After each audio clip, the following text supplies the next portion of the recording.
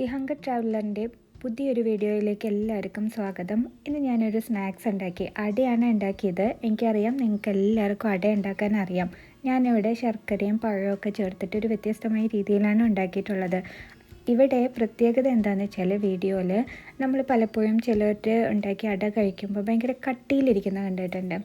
അതായത് മാവ് സോഫ്റ്റ് അല്ലാതെ നല്ല കട്ടിയിലിരിക്കുന്നത് കണ്ടിട്ടുണ്ട്. അപ്പോൾ ഇവിടെ ഈ അടയുടെ മാവ് എങ്ങനെ സോഫ്റ്റ് ആക്കിയിട്ട് എടുക്കാം എന്നുള്ള ഒരു ട്രിക്കും കൂടെ ഞാനിതിനകത്ത് ഉൾപ്പെടുത്തിയിട്ടുണ്ട്. അപ്പോൾ നിങ്ങളെല്ലാവരും വീഡിയോ ഫുള്ളായിട്ട് കാണുമെന്ന് വിചാരിക്കണം. അപ്പോൾ വേഗം തന്നെ നമുക്ക് വീഡിയോയിലേക്ക് പോവാം. അപ്പോൾ ആദ്യം തന്നെ ഞാൻ ഫില്ലിങ് റെഡിയാക്കിയിട്ട് കാണിക്കാം, എന്നിട്ട് മാവ് കുഴയ്ക്കാം. അപ്പോൾ ഒരു ചെറിയ ചീനച്ചട്ടിയിലേക്ക് നമ്മൾ ഒരു സ്പൂൺ നെയ്യ് ഒഴിച്ചിട്ടുണ്ട്. നെയ്യിലേക്ക് ഒരു ചെറിയ കഷ്ണം നേന്ത്രപ്പഴം വളരെ നൈസായിട്ട് അരിയുക, കുഞ്ഞു കഷ്ണമായിട്ട് അരിയുക. എന്നിട്ട് അതിലിട്ടിട്ട് ഒന്ന് വഴറ്റിയെടുക്കണം. നമ്മൾ ഈ പഴം നുറുക്കും അല്ലെങ്കിൽ പഴം വറുത്തതൊക്കെ ഉണ്ടാക്കില്ല, അതേപോലെ വറുത്തെടുക്കരുത്. അതൊന്ന് വെന്ത് വരാൻ മാത്രമേ പാടുള്ളൂ. ആ ഒരു പരുവത്തിൽ നമ്മളുടെ ഈ പഴം നന്നായിട്ടൊന്ന് വരട്ടിയെടുക്കാം. ശരിക്കും ഒരു 2 മിനിറ്റ് 3 മിനിറ്റൊക്കെ വഴറ്റിയാൽ നമുക്ക് ഈ പഴം വെന്ത് കിട്ടും. കാരണം ഞാൻ എടുത്തിരിക്കുന്ന പഴം ഇത്തിരി പഴുത്തിട്ടുള്ളതാണ്. എപ്പോഴും നമ്മളുടെ വീട്ടിൽ നല്ലോണം പഴുത്ത പഴം ഉണ്ടെങ്കിൽ ഇങ്ങനെ ഈ അടയിലൊക്കെ കുറേശ്ശെ ചേർത്ത് കഴിഞ്ഞ് കഴിഞ്ഞാൽ ആ പഴം വേസ്റ്റായി പോവില്ല. അപ്പോൾ ഇതൊന്ന് നമുക്ക് മാറ്റി വയ്ക്കാം. അതിനുശേഷം നമ്മൾ ഇതിലേക്ക് ഒരു 2 ടേബിൾ സ്പൂൺ ശർക്കര ചീവിയത് ചേർത്ത് കൊടുക്കുക. അതിലേക്ക് ഒരു 1/2 ടേബിൾ സ്പൂൺ വെള്ളം കൂടെ ചേർത്തിട്ട് നന്നായിട്ടൊന്ന് തിളപ്പിച്ചെടുക്കാം. അത്യാവശ്യം നല്ലോണം വെള്ളം വറ്റി വരണം, ഇല്ലെങ്കിൽ നമ്മളുടെ അടയിൽ വെള്ളം ചുവയ്ക്കും.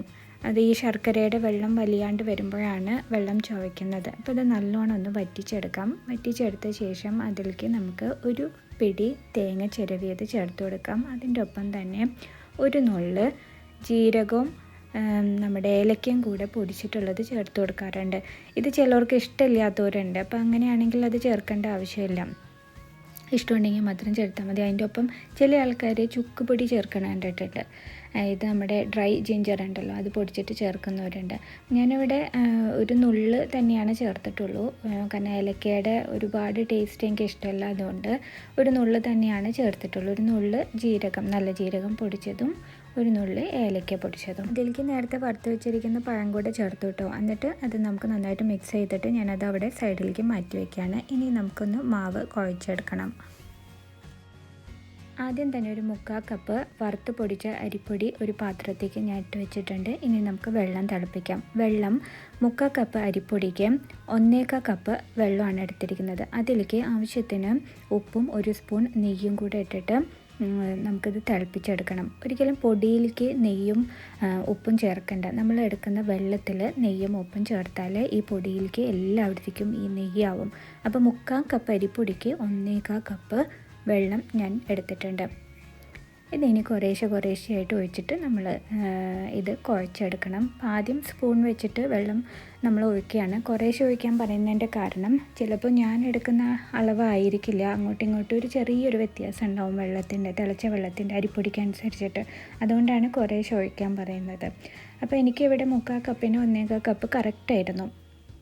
അപ്പോൾ ഇനി അത് മെല്ലെ നമുക്ക് സ്പൂണിൽ ആദ്യം മിക്സ് ചെയ്യുക. അതിന് ശേഷം നമുക്ക് കൈ കൊണ്ട് കുഴച്ചെടുക്കണം. അപ്പോൾ നമ്മുടെ അടയുടെ മാവ് സോഫ്റ്റ് ആവാനുള്ള ട്രിക്ക് ഇതാണ്. നമ്മൾ തിളപ്പിക്കുന്ന വെള്ളത്തേക്ക് നെയ്യും ഉപ്പും കൂടെ ചേർക്കുക. അപ്പോൾ നമ്മളുടെ മാവ് നന്നായിട്ട് സോഫ്റ്റായിട്ട് വരും. ഇതെൻ്റെ മമ്മിയുടെ ഐഡിയ ആയിട്ട്, ഇതെൻ്റെ ഐഡിയ അല്ല. അപ്പോൾ ഞാൻ മമ്മിയുടെ നിന്ന് പഠിച്ചതാണത്.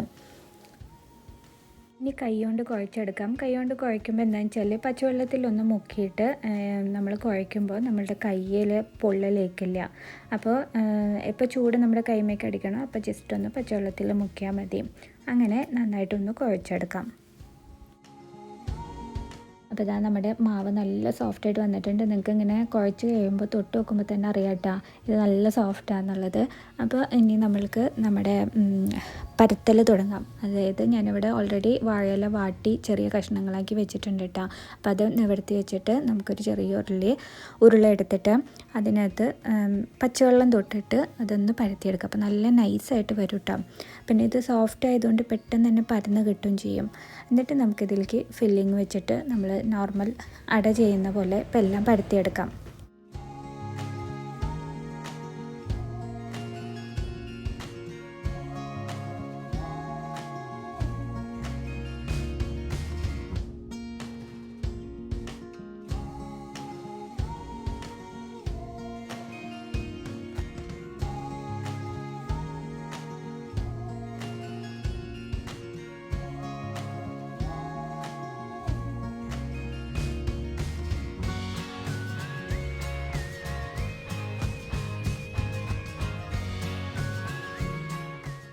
ഏറ്റവും അവസാനം ഞാനൊരു ചെറിയ കൊഴുക്കട്ട ഉണ്ടാക്കി കേട്ടോ ഈ ഫില്ലിങ് വെച്ചിട്ട്. എനിക്കൊരു ചെറിയ വഴയില കിട്ടിയത്, അതുകൊണ്ടാണ് ഇത്ര കുറവ് അട ഉണ്ടാക്കിയത്.